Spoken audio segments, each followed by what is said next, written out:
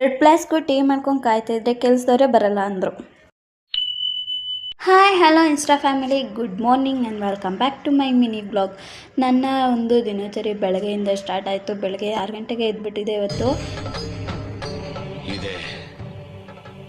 ಇಲ್ಲೊಂದು ಸಮಸ್ಯೆ ಖಂಡಿತ ಇದೆ. ಯಾಕಂದರೆ ಕೆಲಸದವ್ರು ಬರ್ತೀನಿ ಅಂತ ಹೇಳಿದ್ರು ಚೈನ್ ಕೀಳೋಕ್ಕೆ. ಸೊ ಹಂಗಾಗಿ ಬೆಳಗ್ಗೆನೇ ಎದ್ದು ಎಲ್ಲ ಕೆಲಸ ಮಾಡ್ಕೊಳ್ಳೋದಂತ ಮಾಡ್ತಿದ್ದೆ. ಬಟ್ ಆದರೆ ಕೊನೆಗೆ ಕೈ ಕೊಟ್ಟರು, ಬರಲೇ ಇಲ್ಲ ಅವ್ರೂ. ನಮ್ಮನೆಯವರು ಕಸ ಎಲ್ಲ ಹಾಕಿ ಎಲ್ಲ ಅವ್ರಿಗೂ ಕಾಫಿ ಎಲ್ಲ ಇಟ್ಟು ಕೊಟ್ಬಿಟ್ಟು ಬೆಳಗ್ಗೆನೇ ತಿಂಡಿಗೆಲ್ಲ ದೋಸೆ ಮಂಟೆ ಅಷ್ಟೇ ಕಾಯಿ ಚಟ್ನಿ ರುಬ್ಬಿಟ್ಟಿದೆ.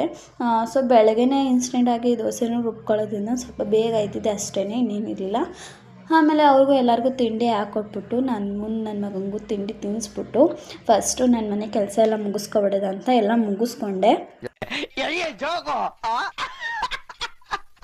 ಮತ್ತು ಒಂದು ಗುರುಪ್ರವೇಶ ಇತ್ತು ಅಂತ ಬೆಳಗ್ಗೆನೇ ಹೋಗಿದ್ರು ಅವರೂ.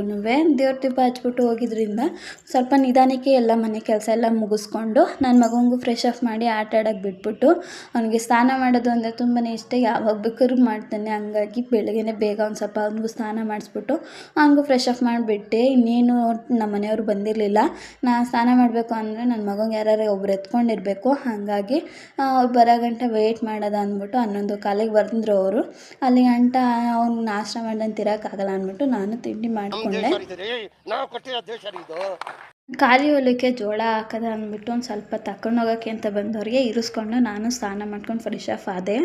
ಅವರು ಹೋದ್ಮೇಲೆ ನಾನೆಲ್ಲಿ ಬಂದು ಪೂಜೆ ಎಲ್ಲ ಮಾಡಿಕೊಂಡು ಒಂದು ಸ್ವಲ್ಪ ಎಲ್ಲ ದೀಪ ಹಚ್ಚಿಟ್ಟಿದ್ರು. ನಾನೊಂದೆರಡು ಕಡ್ಡಿ ಹಚ್ಚಿದ್ದೆ ಅಷ್ಟೇ.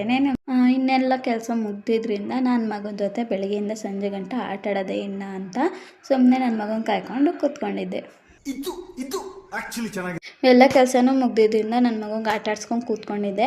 ಮತ್ತೆ ನೆಕ್ಸ್ಟ್ ಮಿನಿ ವ್ಲಾಗಲ್ಲಿ ಸಿಗ್ತೀನಿ. ಪ್ಲೀಸ್ ಎಲ್ಲರೂ ನನ್ನ ಫಾಲೋ ಮಾಡ್ಕೊಳ್ಳಿ. ಒಂದು ಲೈಕ್ ಕೊಡೋದು ಮಾತ್ರ ಮರಿಬೇಡಿ. Thank you for watching.